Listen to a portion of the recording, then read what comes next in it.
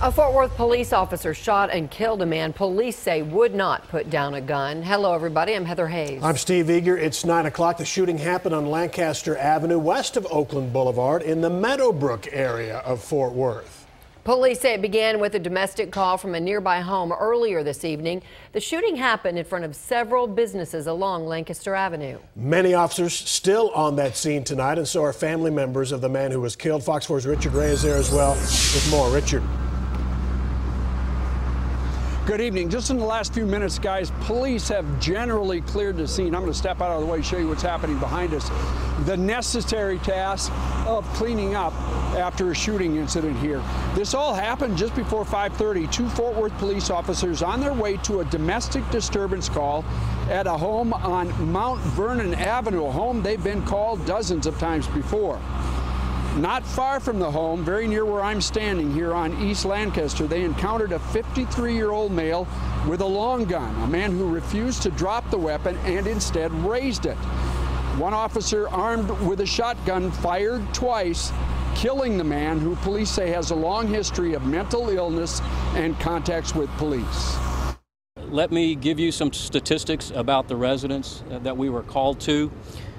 In the last year, we've answered 7 suicide attempts, 4 mental app warrants, which means officers determined that a subject was a danger to himself or others and actually took the person into custody, and 12 assist ambulance calls. The officers, as they approached him, they ordered him verbally to drop the weapon. Instead of dropping the weapon, the individual raised the firearm towards the officers.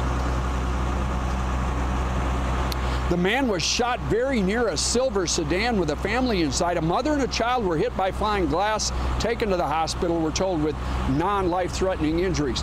Police say the man was waving a gun in his house when the family first called police. The wife had followed him and was very near to the shooting scene. We're not sure just how close, but possibly close enough to see the shooting. Other family members then came to the scene and were interviewed inside a nearby restaurant by police.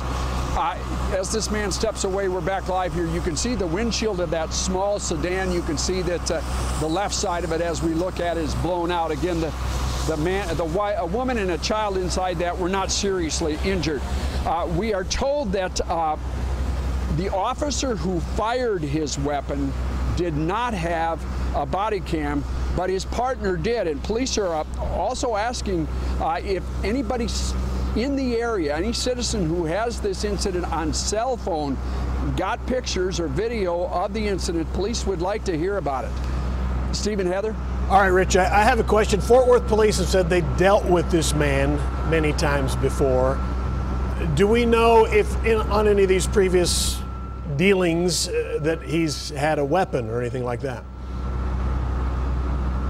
I don't know that specifically, but here's what I do know. I was told off camera some other statistics about this home and domestic disturbance calls. I'm told since 2006 there were 69 of them there.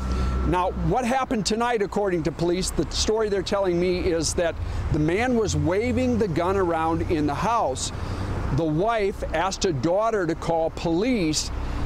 There was an indication that he did not want to go for treatment. He's apparently been admitted against his will for mental treatment in the past. That may be why he left the home. And again, the wife did follow him somewhere near here. We're, again, not sure how close she was to the actual shooting.